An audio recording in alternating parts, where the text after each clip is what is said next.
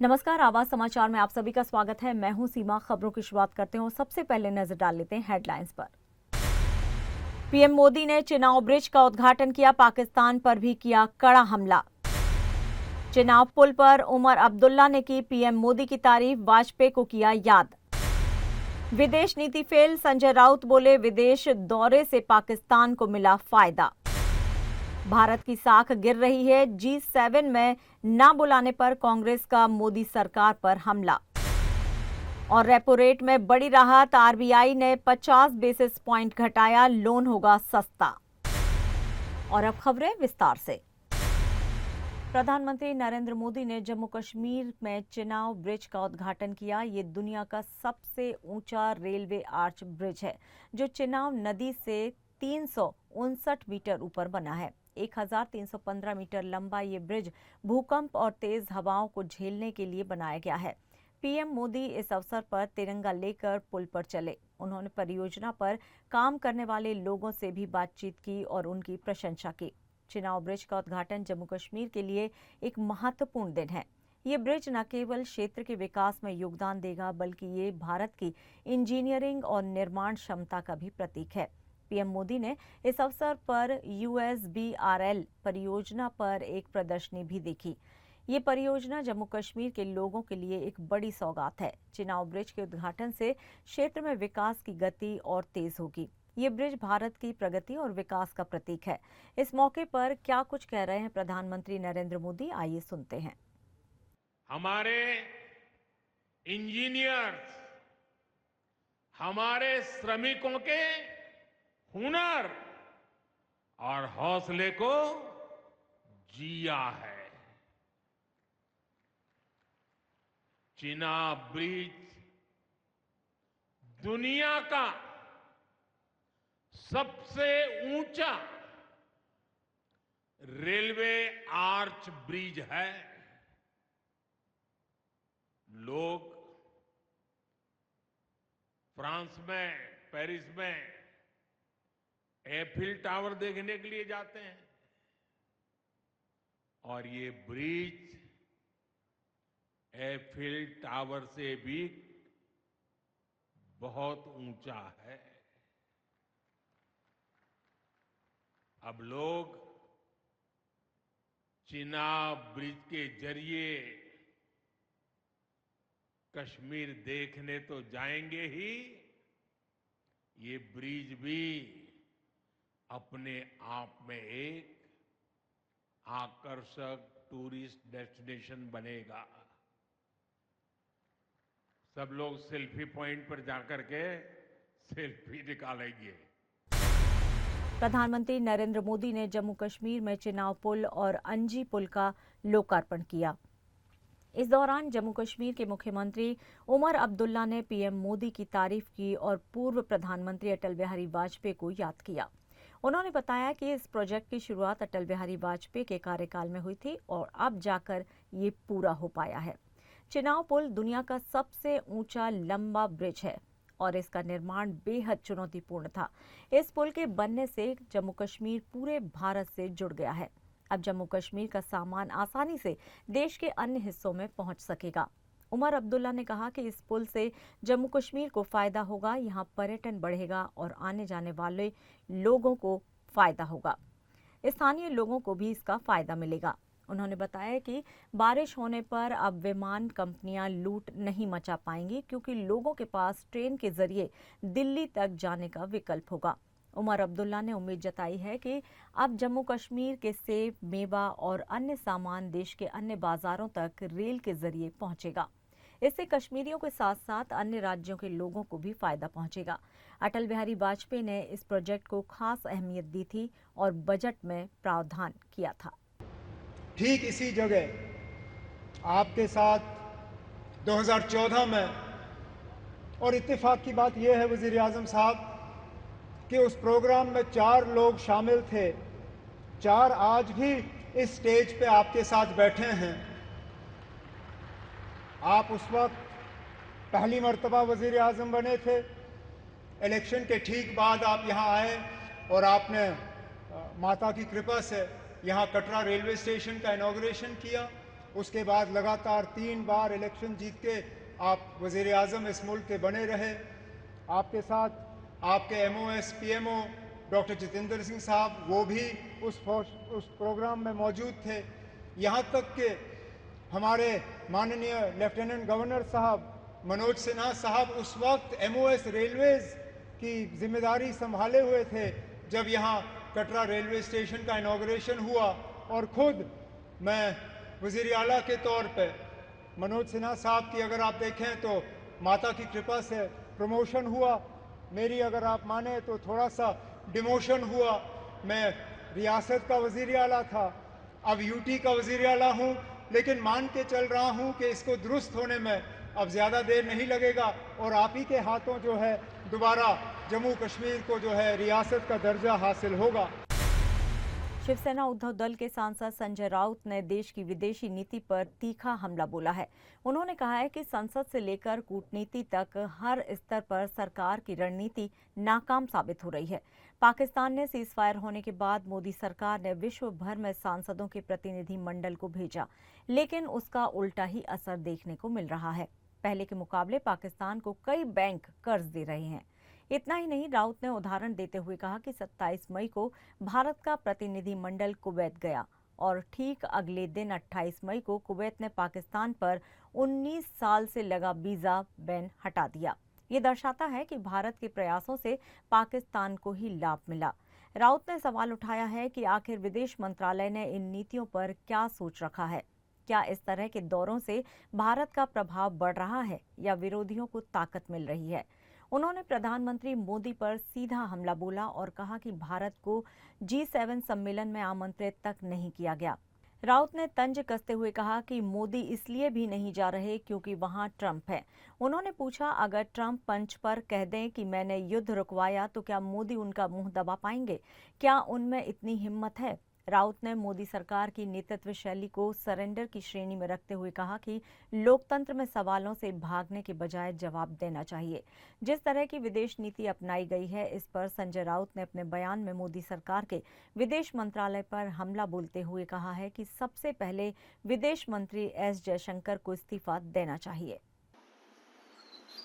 पाकिस्तान को आर्थिक दृष्टया सक्षम बनाने के लिए ऐसे देश आगे आए हैं जिसके बारे में हिंदुस्तान के विदेश नीति बनाने वाले ने सोचना चाहिए। पाकिस्तान को IMF को, जो एशियन डेवलपमेंट बैंक है, $800 मिलियन दिया पाकिस्तान को, और वो बैंक के प्रेसिडेंट 2 दिन पहले मोदी जी को मिलकर गए थे और मोदी जी ने उनको कहा कि अगर पाकिस्तान को आप इस प्रकार से पैसा दोगे तो पाकिस्तान उसका इस्तेमाल टेररिज्म के लिए करेगा। उसके बावजूद, विश्व गुरु कहने के बावजूद, पाकिस्तान को ADB बैंक ने $800 मिलियन दे दिया है। IMF ने पाकिस्तान को लोन दिया है। अमेरिका में पाकिस्तान का स्वागत हो रहा है। बिलावल भुट्टो जो है यूनाइटेड नेशन में हमारे खिलाफ भाषण दे रहा है। हमारा डेलीगेशन 27 मई को कुवैत गया। हमारा डेलीगेशन 27 मई को कुवैत में चला गया और 28 मई को कुवैत ने पाकिस्तान के वीजा पर जो बैन लगाया था 19 साल से, वो हटा दिया। यह हमारी उपलब्धि। तो सवाल तो देश की जनता पूछेगी, सांसद पूछेंगे, नेता पूछेंगे, तो आपको डर क्यों लगता है? जवाब दीजिए। आपको सिंदूर का पेड़ लगाने से अच्छा है आप हम सबको बुलाइए, ऑल पार्टी के नेताओं को, और जो सवाल हमारे मन में है उसका जवाब दीजिए। उसी को तो डेमोक्रेसी कहते हैं ना। प्रेसिडेंट बना देते हैं। तो भारत की विदेश नीति मुझे लगता है 10 साल में पूरी तरह से फेल नहीं, उद्ध्वस्त हो गई। कांग्रेस की राष्ट्रीय प्रवक्ता सुप्रिया श्रीनेत ने मोदी सरकार पर कड़ा हमला बोलते हुए कहा है कि प्रधानमंत्री ने खोखले दावों और प्रचारवादी कूटनीति के भारत की अंतर्राष्ट्रीय साख को गहरा नुकसान पहुंचाया है। उन्होंने कहा है कि जिस पाकिस्तान को भारत ने दरकिनार कर दिया था, वही आज वैश्विक मंचों पर हीरो बना घूम रहा है। उसे अंतर्राष्ट्रीय संस्थानों से न केवल प्रतिनिधित्व बल्कि आर्थिक सहायता भी मिल रही है। वहीं भारत को ना तो G7 सम्मेलन के लिए बुलाया गया है और न ही वैश्विक फैसलों में कोई निर्णायक भूमिका मिल रही है। ट्रंप लगातार युद्ध विराम का श्रेय खुद ले रहे हैं, जबकि भारत मूक दर्शक की तरह किनारे खड़ा दिख रहा है। सुप्रिया श्रीनेत ने तीखा तंज कसते हुए कहा है कि मोदी सरकार की विफल कूटनीति की वजह से हमारे पारंपरिक सहयोगी देश भी हमसे दूरी बना रहे हैं। हमारे विरोधी देश वैश्विक मंचों पर मजबूती से खड़े हैं और भारत दुनिया में अलग थलग पड़ता जा रहा है। कांग्रेस प्रवक्ता श्रीनेत ने यह भी सवाल उठाया है कि 11 साल सत्ता में रहने वाले 90 से ज्यादा विदेश यात्राओं के बाद भी अगर भारत को वैश्विक मंच पर जगह नहीं मिलती तो ये किसकी विफलता है। उन्होंने कहा कि कूटनीति ना तो सिर्फ लाल लेजर वाली आंखों की रील होती है और ना ही केवल भाषणों की सजावट। वो निरंतर प्रयासों और राष्ट्र हित की स्पष्ट प्राथमिकताओं का नाम होती है। उन्होंने मोदी सरकार पर यह भी तंज कसा जो प्रधानमंत्री 45 दिनों तक कश्मीर की सुध नहीं लेते, वही अब वहां केवल रिबन काटने पहुंचे हैं। आज हम एक बहुत बड़ी चिंता आपके साथ साझा करने आए हैं, क्योंकि इस देश के सम्मान में ठेस पहुंचे, इस देश की संप्रभुता पर सवाल उठे, यह कतई बर्दाश्त नहीं किया जा सकता है। आज प्रधानमंत्री नरेंद्र मोदी की विफल विदेश नीति, कंप्लीटली फेल्ड फॉरेन पॉलिसी के कारण इस देश का दुनिया में अपमान हो रहा है। कनाडा जैसा देश हमें G7 का इनवाइट नहीं भेजता है। ट्रंप बार बार सीज फायर का श्रेय ले चुके हैं और असलियत अब यह है कि ट्रंप को छोड़कर अब बाकी देश, कल रूस ने भी माना कि ट्रंप ने हमारे बीच मध्यस्थता करी थी और उनके कारण सीज फायर हुआ। यह भी सच है कि हम दुनिया में अलग थलग पड़ गए हैं और हमारे जो सदाबहार दोस्त हैं, जिसको all weather friend and allies कहा जाता था, वो हमसे किनारा कर रहे हैं और बड़े बड़े देश आज हमारे दुश्मन मुल्क के खेमे में खड़े हुए नजर आ रहे हैं। असली बात यह है कि जिस पाकिस्तान को हमने टोटली दरकिनार कर दिया था, वो आज धड़ल्ले से हीरो बना घूम रहा है। उसको विश्व के तमाम मल्टीलैटरल एजेंसीज में प्रतिनिधित्व का मौका मिल रहा है, वो संयुक्त राष्ट्र में कमिटियों का चेयरपर्सन बन रहा है। असलियत यह है कि उसको मल्टीलैटरल एजेंसीज एक के बाद एक आर्थिक सहायता दे रही हैं और हम कुछ नहीं कर पा रहे हैं। आज के दिन प्रधानमंत्री नरेंद्र मोदी कश्मीर गए हैं। यह अलग बात है कि वो पिछले 45 दिनों में उन्होंने एक बार भी कश्मीर की ओर झांका तक नहीं। अब फीता काटने वो कश्मीर पहुंचे, लेकिन जब वो वहां पर भाषण देंगे तो इस देश के मन में बहुत सारे सवाल हैं और उन सवालों को उठाना हमारा काम है, क्योंकि यह वाकई में एक दुखद बात है कि 11 साल सत्ता में रहने के बाद, 90 से ज्यादा देशों की सैर करने के बाद, हमारी विफल विदेश नीति के चलते हमें हासिल कुछ भी ठोस नहीं हुआ है।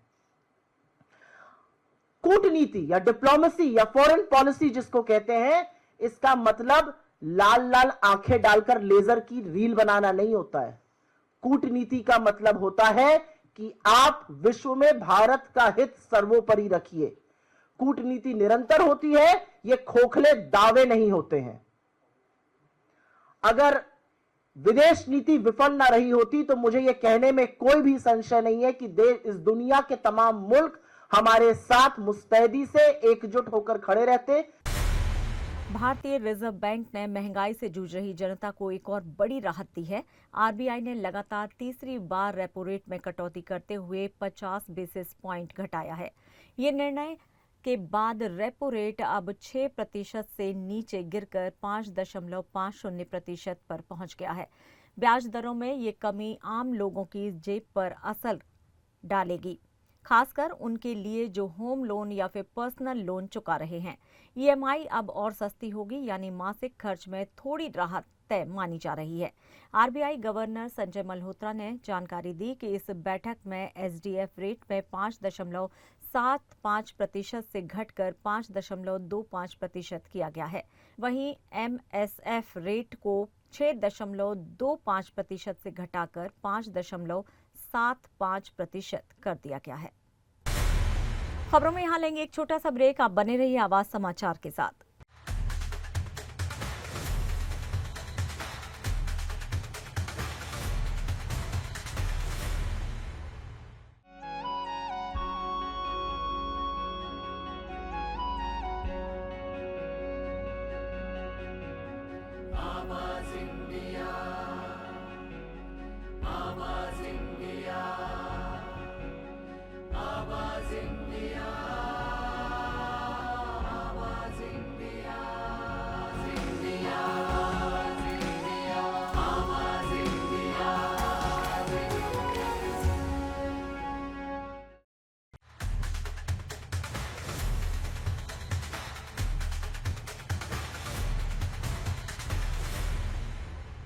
ब्रेक के बाद एक बार फिर से आप सभी का स्वागत है। बढ़ते हैं अपनी अगली खबर की ओर।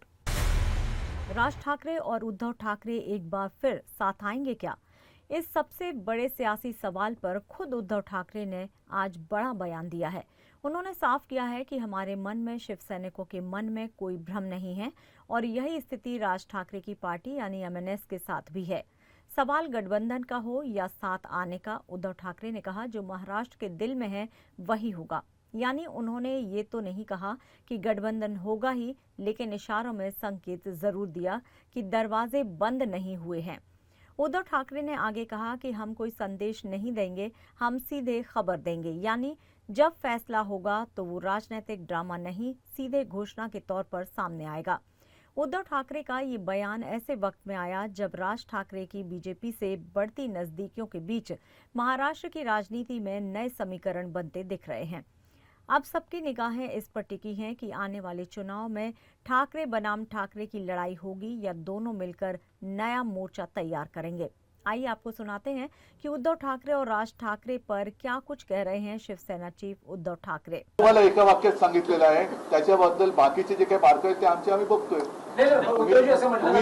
ऐका, आज पहिल्या प्रथम सुजाताताई परत त्यांनी प्रवेश घेतलेला आहे, आपल्या घरी आलेले आहेत। त्याच्यामुळे ती एक महत्वाची बातमी आहे। असे हा त्यांचा परत घरी येण्याचा जो किंवा पुनर्प्रवेश जो आहे तो तमाम तिथे गेलेल्या पण मनापासून शिवसैनिक असलेल्यांसाठी एक संदेश आहे। उद्धवजी, एक संदेश असा तुम्ही देऊ शकता का जे म्हटलं जाते की या सगळ्या प्रकरणात संदेश कशाला, मी बातमीच देईन ना तुम्हाला। कारण खाली कार्यकर्त्यांचं मनोविलीन होते, माझ्याकडे असं म्हणतायत की उद्धव ठाकरे आणि राज ठाकरे हे स्वतःच एकमेकांशी बोलतील आणि माझ्याकडे शिवसैनिकांच्या मनात कुठेही संभ्रम नाही आणि जे काही त्यांचे सुद्धा सैनिक एकमेकांच्या आमच्या संपर्कात आहेत त्यांच्याही मनात संभ्रम नाही। तर माझं म्हणणं की संदेश वगैरे देण्यापेक्षा आम्ही जी काय बातमी द्यायची ती बातमी। राज ठाकरे और उद्धव ठाकरे के संभावित गठबंधन पर सियासत गर्म हो गई है, लेकिन इस मुद्दे पर महाराष्ट्र के मुख्यमंत्री देवेंद्र फडणवीस ने फिलहाल चुप्पी साध ली है। गढ़चिरौली दौरे के दौरान मीडिया से जब उनसे इस गठबंधन पर सवाल किया तो फडणवीस ने साफ कहा ये दोनों का आपसी मामला है। उन्होंने कहा कि अगर उद्धव ठाकरे ने कुछ कहा है तो उस पर राज ठाकरे जवाब देंगे या नहीं देंगे, ये उन्हीं का विषय है। फडणवीस ने आगे ये भी कहा कि मैं क्यों बोलूं, मेरा इस पूरे मामले से कोई लेना देना नहीं है, मीडिया ही इस पर ज्यादा चर्चा कर रही है। उन्होंने दो टूक शब्दों में कहा कि इस विषय पर अभी बोलना उचित नहीं होगा। हालांकि उन्होंने ये जोड़ा कि मुझे क्या लगता है कि ये गठबंधन होगा या नहीं, इस पर मैं अपने राजनीतिक अनुभव से उचित समय पर ही बोलूंगा। ती तुमच्याकडे आहे हा सगळ्यात मोठा प्रॉब्लेम आहे, पण काही हरकत नाही। मला असं वाटतं की माध्यमांचं ते कामच आहे।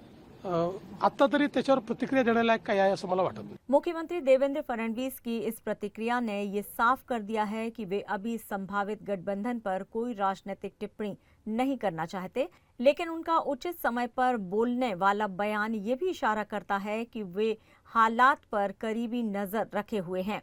राजनीतिक गलियारों में अब चर्चा इस बात की है कि क्या बीजेपी संभावित गठबंधन को हल्के में ले रही है या राजनीतिक तौर पर प्रतिक्रिया को टाल रही है। राज और उद्धव की मुलाकात को लेकर जहां एक ओर महाराष्ट्र की राजनीति में खलबली है, वहीं फडणवीस की चुप्पी भी उतनी ही सियासी है। अब सवाल ये है, क्या वाकई कुछ बड़ा पक रहा है या फिर ये सिर्फ अटकलों का सियासी तूफान है। फिलहाल गेंद ठाकरे भाइयों के पाले में है और बीजेपी फिलहाल इस पूरे घटनाक्रम पर अपनी नजर बनाए हुए है। मीठी नदी सफाई परियोजना में हुए करोड़ों के घोटाले मामले में मुंबई में अभिनेता डिनो मोरिया के घर आज ईडी ने छापा मारा। ये कार्रवाई मीठी नदी की सफाई के नाम पर हुए 65 करोड़ 54 लाख रुपए के कथित फर्जी बाड़े से जुड़ी है। ईडी की टीमों ने मुंबई और केरल के कोच्चि समेत 15 से ज्यादा ठिकानों पर एक साथ छापेमारी की।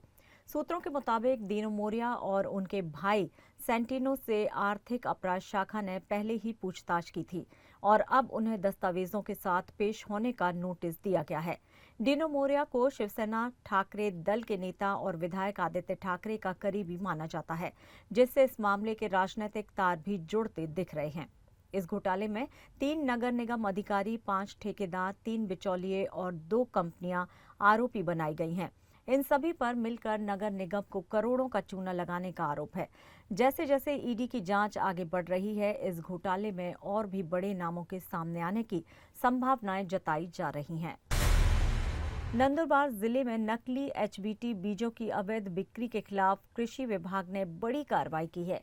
जिला कृषि विकास अधिकारी किशोर हड़पे ने कहा कि नंदुरबार और शहादा तालुका में कुल 4 स्थानों पर छापेमारी कर 10 लाख रुपए के नकली बीज जब्त किए गए हैं। इन बीजों के विक्रेता किसान को ये कहकर बहला रहे थे कि इस बीज में बोंडाड़ी जैसे कीटों का असर नहीं होता और उत्पादन ज्यादा होता है, लेकिन कृषि विभाग ने इसे पूरी तरह झूठा प्रचार बताया और किसानों से अपील की है कि वे इस झांसे में न आए। इन बीजों पर छिड़का जाने वाला ग्लाइकोसेट नामक रसायन न केवल मानव स्वास्थ्य बल्कि मिट्टी के लिए भी हानिकारक है।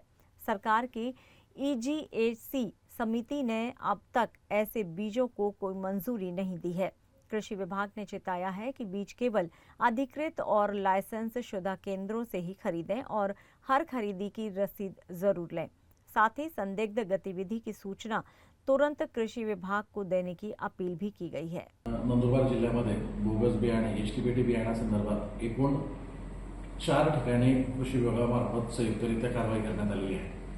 सदरच्या या कारवाया ज्या आहेत त्या नंदुरबार जिल्ह्यातील नंदुरबार तालुक्यात 2 ठिकाणी आणि शहादा तालुक्यातील काटोड या 2 ठिकाणी असा एकूण 4 ठिकाणी कारवाया करण्यात आलेल्या असून एकूण 10 लाख रकमेचा मुद्देमाल या ठिकाणी जप्त करण्यात आलेला आहे। आपण जर बघितलं तर नंदुरबार जिल्ह्यातील या सर्व शेतकऱ्यांना एक ह्या बोगस बियाणे विक्रेत्यांकडनं एक प्रकारचं प्रलोभन दिलं जातं की याच्यावर कुठल्याही प्रकारची बोंडअळी येत नाही व याला जास्तीचं उत्पन्न देण्यात येतं, परंतु तशा या कुठल्याही बोलतापांना शेतकऱ्यांनी कृपया करून बळी पडू नये आणि आपण जी बियाण्याची खरेदी करणार आहोत ती रितसर आपल्या कृषी केंद्राकडूनच करावी आणि आपण त्याच्यासोबत आपण बियाणे खरेदीची पावती नक्की घ्यावी। महाराष्ट्र के नंदुरबार जिले में पुलिस को गुम हुए मोबाइलों की तलाश में बड़ी कामयाबी मिली है। पुलिस ने कुल 107 मोबाइल फोन बरामद कर उनकी असली मालिकों को वापस उन्हें सौंप दिया है। ये कार्रवाई पुलिस अधीक्षक श्रवण दत्त एस के मार्गदर्शन में चलाई गई एक विशेष मुहिम के तहत कामयाब हुई, जिसकी नंदुरबार में काफी चर्चा भी हो रही है। पिछले कुछ महीनों में जिले में मोबाइल गुम होने की कई शिकायतें मिली थी। इसके बाद पुलिस की cyber cell, local crime branch और थानों की संयुक्त टीमों ने CEIR पोर्टल और IMEI नंबर की मदद से खोज अभियान शुरू किया। मोबाइल केवल जिले से नहीं बल्कि बाहर के इलाकों से भी बरामद किए गए हैं। पुलिस अधीक्षक कार्यालय में आयोजित कार्यक्रम में पुलिस अधीक्षक श्रवण दत्त एस ने स्वयं गुम मोबाइल उनके मालिकों को सौंपे। नागरिकों ने इस काम के लिए पुलिस का आभार व्यक्त किया। इस अवसर पर अपर पुलिस अधीक्षक आशित कामले और PI हेमंत पाटिल समेत कई अधिकारी उपस्थित रहे।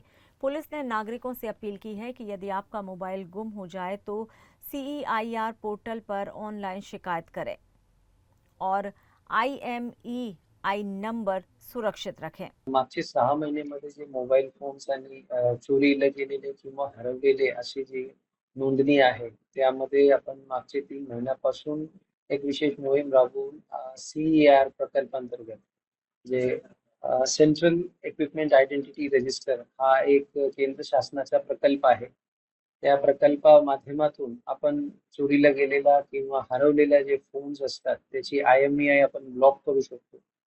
आणि ब्लॉक केल्यानंतर त्या फोनला ट्रेस करण्याची आपल्याला एक संधी मिळते.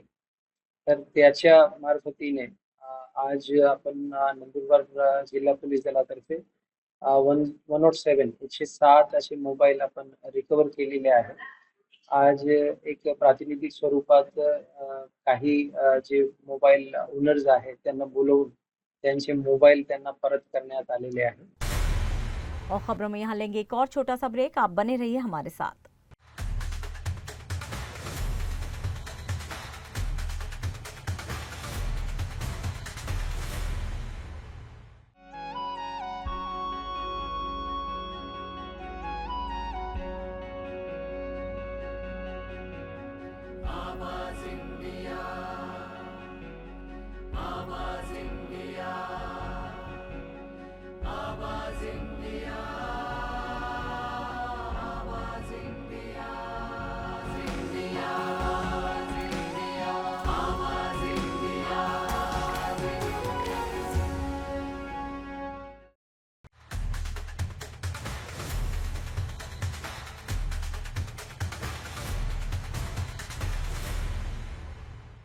ब्रेक के बाद एक बार फिर से आप सभी का स्वागत है और बढ़ते हैं अपनी अगली खबर की ओर।